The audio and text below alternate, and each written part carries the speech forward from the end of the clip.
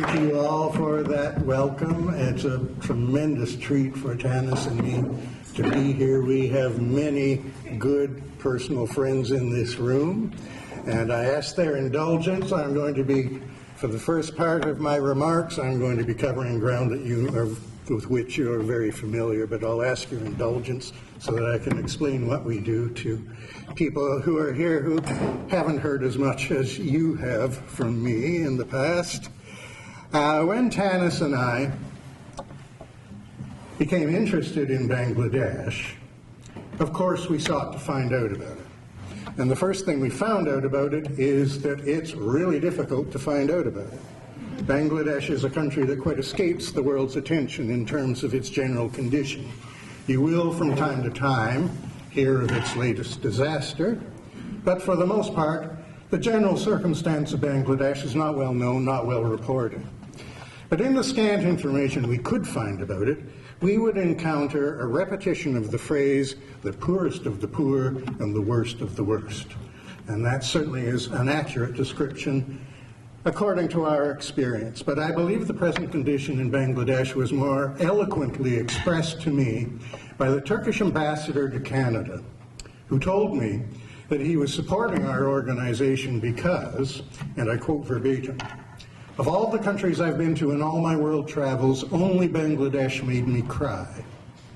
Now, we know intimately the conditions of Bangladesh that will have caused this man to cry, but we believe we have found something better to do than that, and that's what I'm going to tell you about. When we were first asked to Bangladesh, it was for the purpose of bringing improvements to what's almost certainly the worst school system in the world. That is but one of the measures by which Bangladesh distinguishes itself negatively. There are many other such measures, though I would insist that the educational question is the most important of them. The challenge of the worst school system in the world proved to be greater than we could resist. So as Elke told you, we packed up our 4 quite reluctant children, and we moved from what was then ranked as the best city in the world in which to live to what was then and is still ranked as the worst city in the world in which to live. Now, we went there to that purpose, but when we got there, we began to see a situation that struck us as more serious and more dangerous than a deficient school system, and that is millions upon millions of children in the terrible city slums who had no opportunity to go to school at all. And we also observed that no one was doing anything about this problem. There are a number of very well-known agencies that work in Bangladesh, but they've always limited themselves to village development. None of them have ever wanted anything to do with these very forbidding, very dangerous city slums. So in light of no one else doing anything about it, Tanis and I decided that we were going to try. And we decided that because we're fools. I am willing to concede, as we were repeatedly told, the idea of going into the worst slums in the world in order to alleviate the suffering there through education is an absurd ambition. As ridiculous a resolve as, say, deciding to eradicate polio from the face of the earth. But we've come to believe that the world is improved through the efforts of people who know no better than we do what's impossible. And very important amongst those people in the world, of course, are Rotarians, which is just one of the reasons that we are so pleased with our deep and ongoing relationship with Rotary.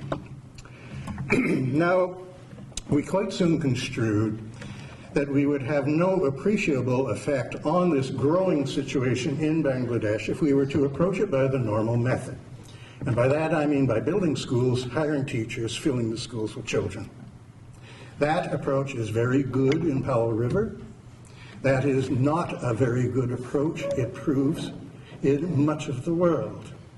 That has been doing nothing to diminish the number of children in the world who can't get an education. In fact, that number is always going up. Oh, thank you so much. That number has always been going up, and at this point it's astronomical.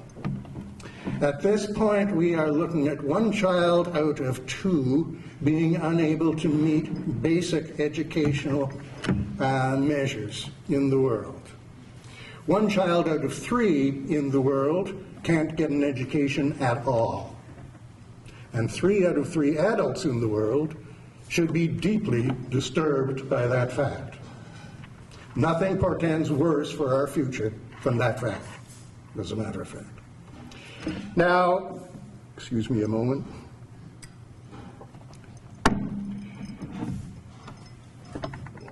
What we decided upon, as Elke said, was this model, that we would go into these slums and open schools not for children but for mothers, right in the slums, and then teach those mothers to become neighborhood teachers.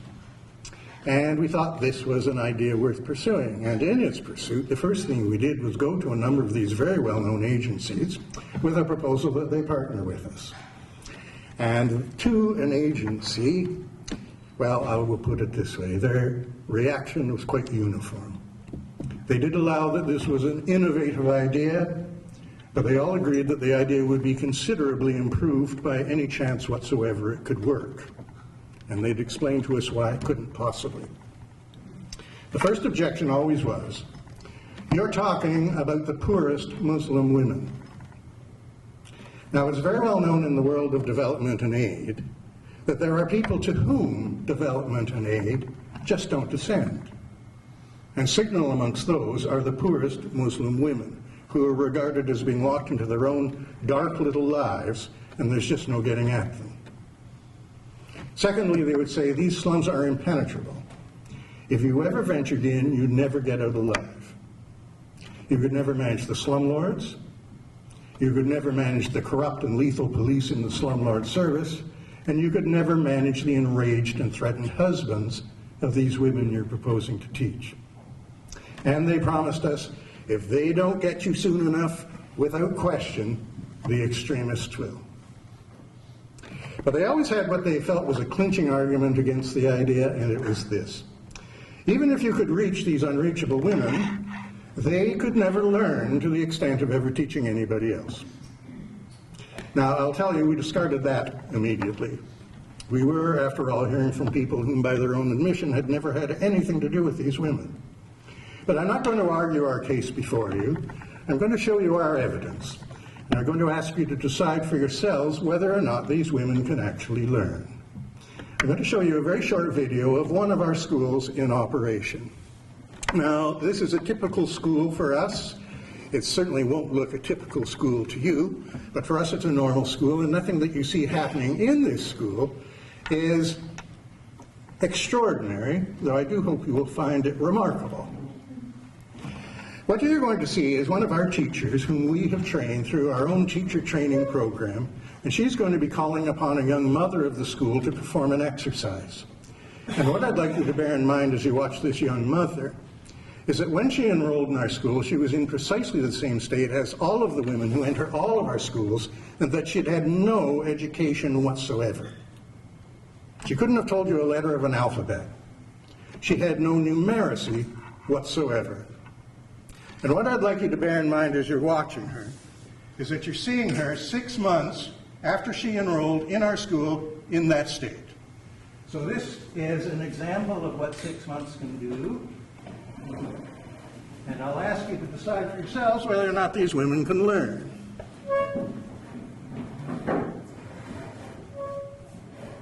And there we are. That 70 million is not the world total, that's just the Bangladeshi total.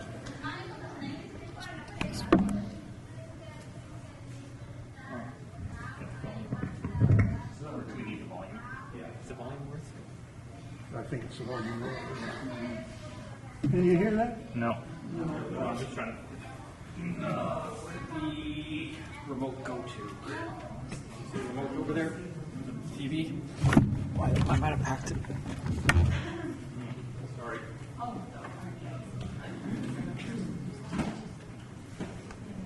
Let me try with this. Sean, I'll try with the mic. Okay, yeah, that would be great. Try that. Yeah, let's try this. Where the remote went to. Here we go, we'll try this again.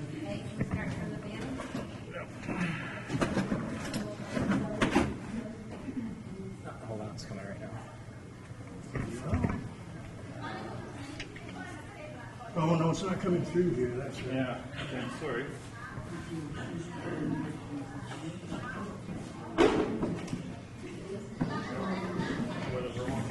Now, what I'll do is I'll put it through the computer and put it back to you. Okay, that'll do it. It's okay, but we can get a good idea, you guys. There you go. Sweat it. There you go. I'm going to turn it up a little bit here. Okay. Not that much. No, it's not going to work. Now, No. Okay. All right. Let me, Well, what you're doing is a very nice, sweet job of reciting Twinkle, Twinkle, Little Star. Not reciting it, reading it. use the microphone too, please, if you don't mind. Like, It's the wrong microphone. yeah, either one, doesn't matter. Yeah, At any rate, that's what you just missed.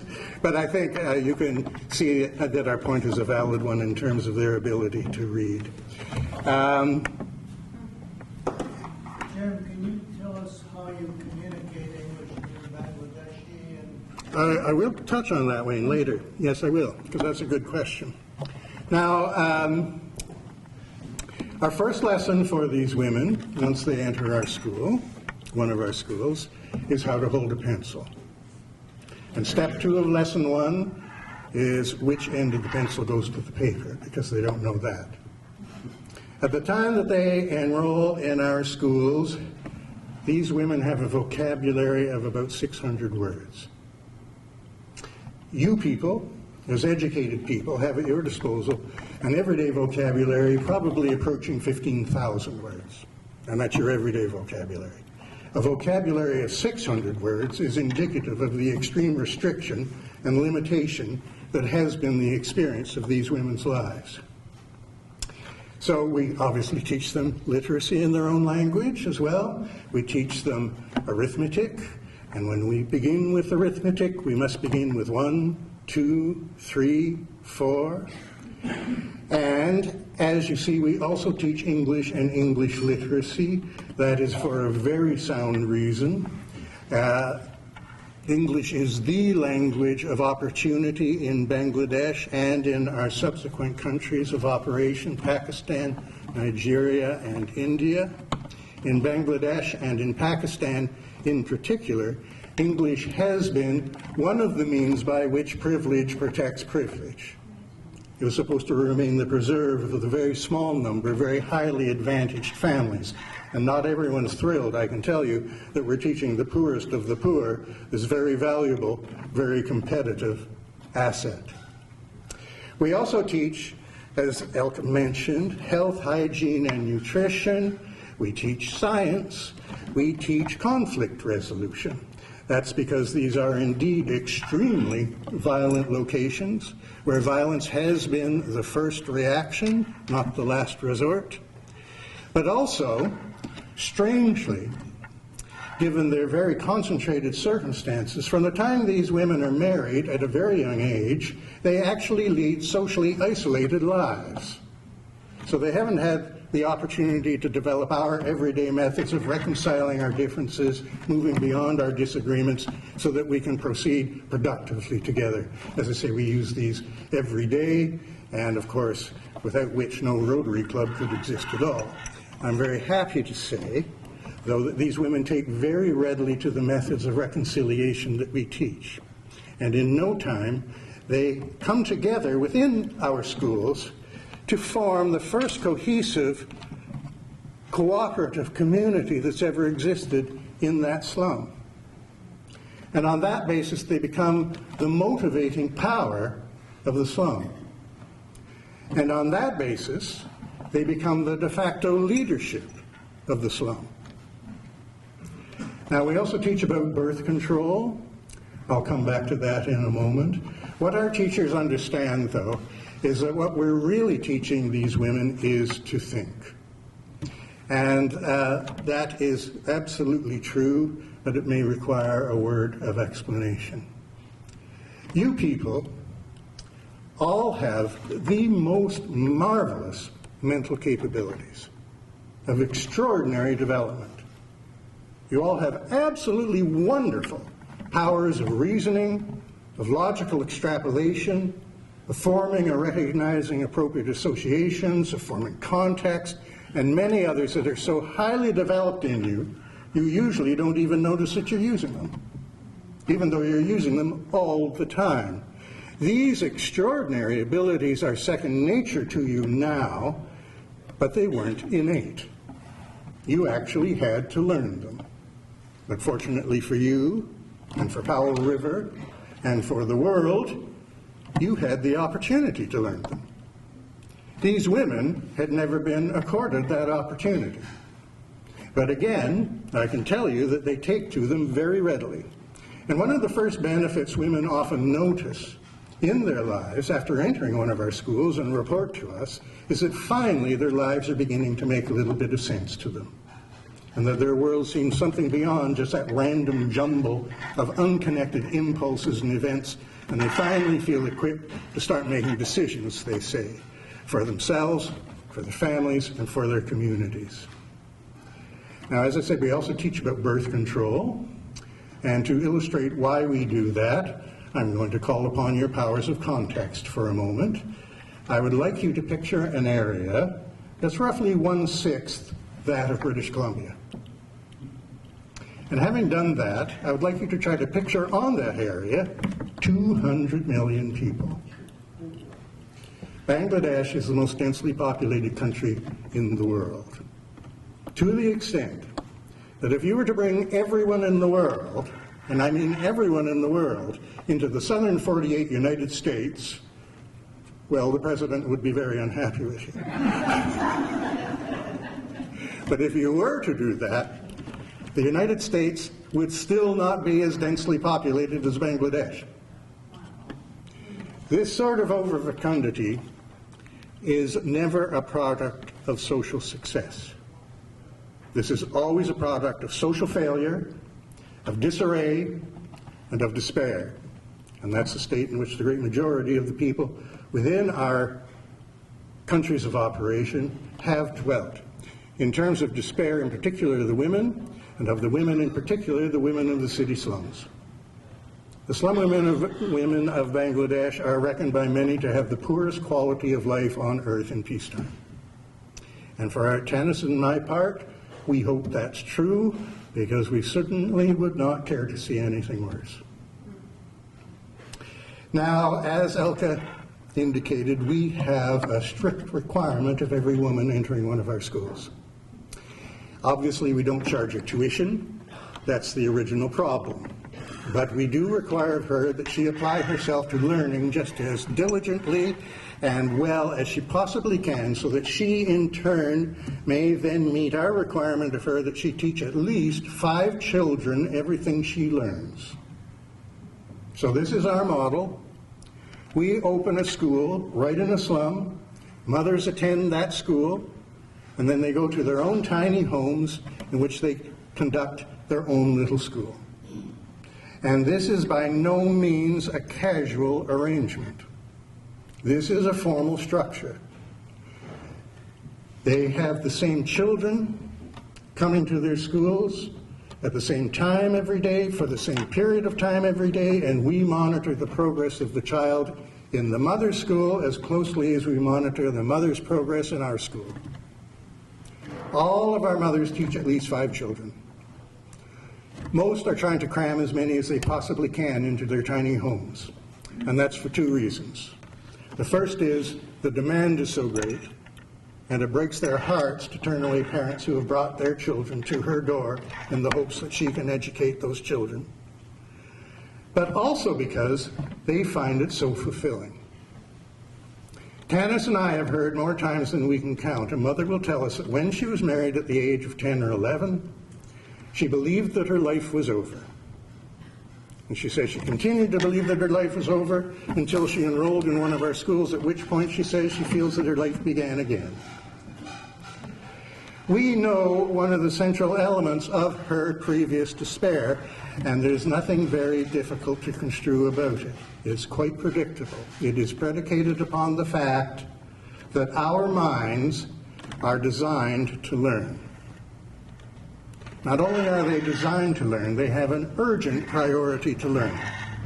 And if that imperative is frustrated, there's a predictable response, and that's depression. And of course, over a protracted period of time, depression becomes despair.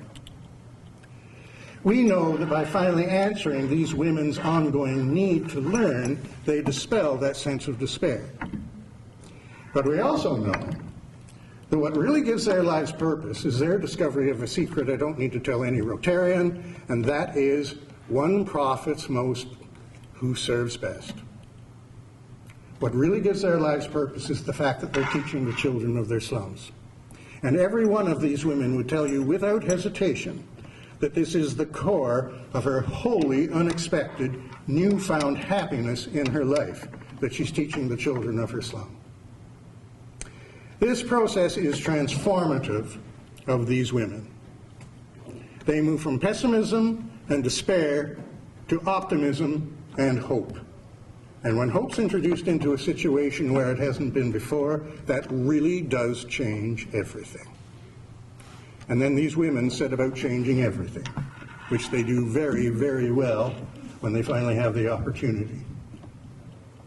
Now, you've seen, you haven't heard, but you have seen what 10 months or 6 months can do. But Tanis and I have been at this for 20 years now. So the question arises, what could, say, 10 years do? And to examine that question, we're going to look at a particular woman whose name is Dinokura. And Dinokura is someone whom I would describe as a diamond in the rough. Very rough, as a matter of fact. She's raspy of voice, she's very direct of manner. There's very little of the varnish about Dinokura, as a matter of fact. But as we got to know her, we recognized that she was also very much a diamond. She had a very good heart. She was a very quick study, she learned very quickly, and she had a very good sense of humor. And these are all things that we look for in our potential teachers. So, we put it to Dinokura at one point, would you like to become a teacher not of children, but of the mothers themselves? And fortunately for us, thanks, Sean, but we're not going to need sound, thank you. This is just working out perfectly. Very fortunately for us and for her students, she said that she was very, very interested in that, and we're very glad that she made that decision because she has been for us a very, very good teacher, and the women whom she teaches are absolutely devoted to her, and she is absolutely devoted to them. She also became a very important person within our very successful campaign against early marriage for girls. And when I say very successful, I don't mean that this extremely destructive and cruel practice has been diminished in our slums. I mean it has been eliminated in our slums.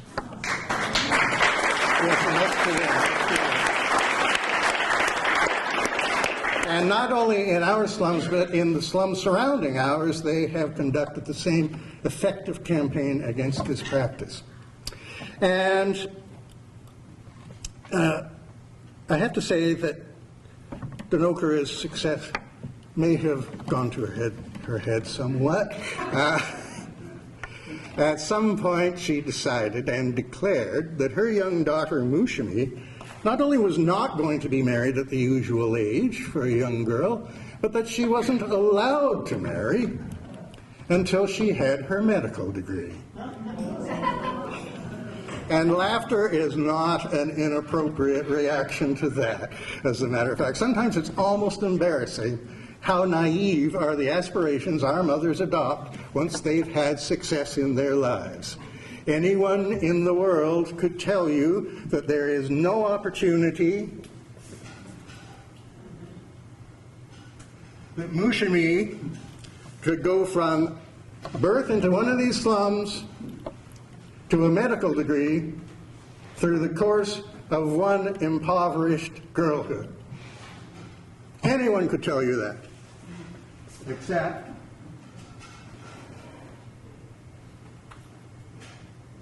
here is Mushimi, all set for another day in medical college.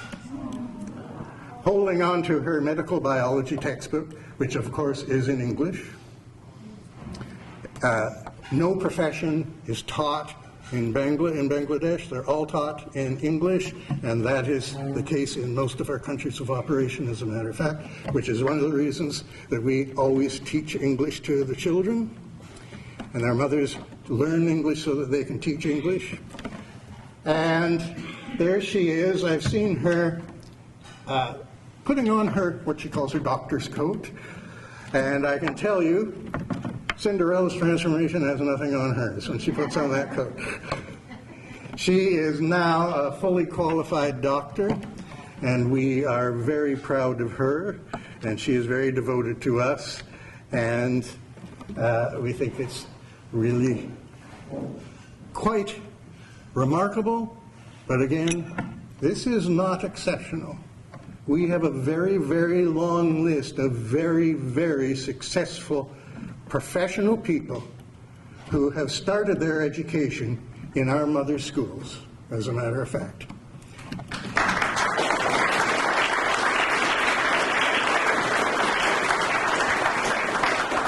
So, this is a measure of how effective these women are, and can they learn? Yes, they can learn. Can they teach? Well, I'll tell you this. I'm going to boast a bit, but I'm boasting about our mothers. I'm not boasting about Tanis and me.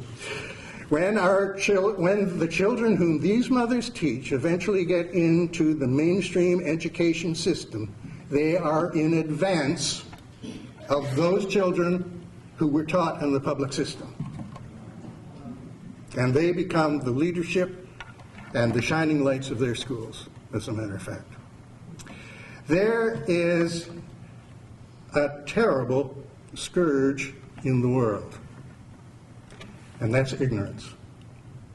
And it is a terrible threat to us all, not just those who are locked into it. We have no reason whatsoever, though, to accept it as inevitable.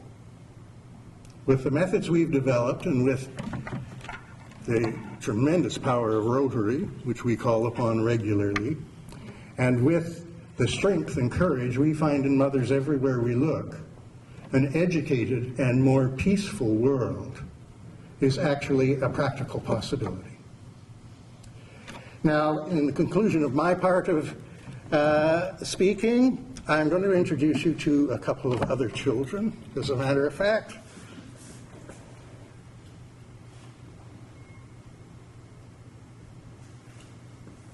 There they are. These, the girl on the left is Igran, the boy on the right is Seaman. These are drawings I've done of them. I had to do drawings of them because they're actually fictional characters.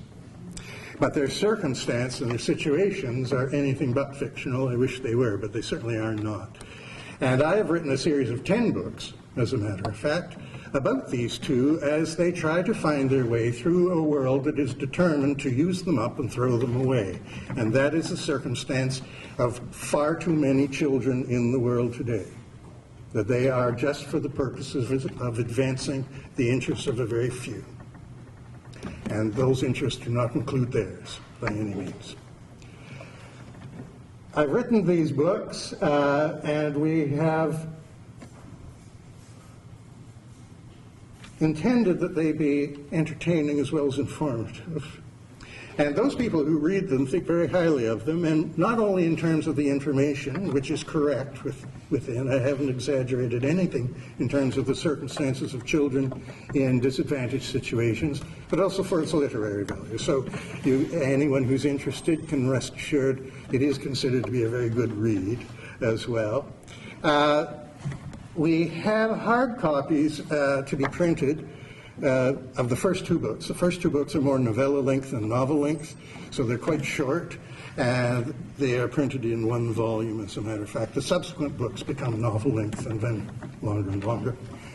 Anyone who's interested in buying these books at $20 in support of our organization, these profits will be going to Amarok Society and Start With Mothers programs. Anyone who is interested, we don't have the books with us today, unfortunately. The printer didn't get them ready for us at the time that was promised. But if you want to give us your contact information, we will alert you to the time that they're available. So please bear that in mind. And I'm going to call on Tanis to speak on a few other matters.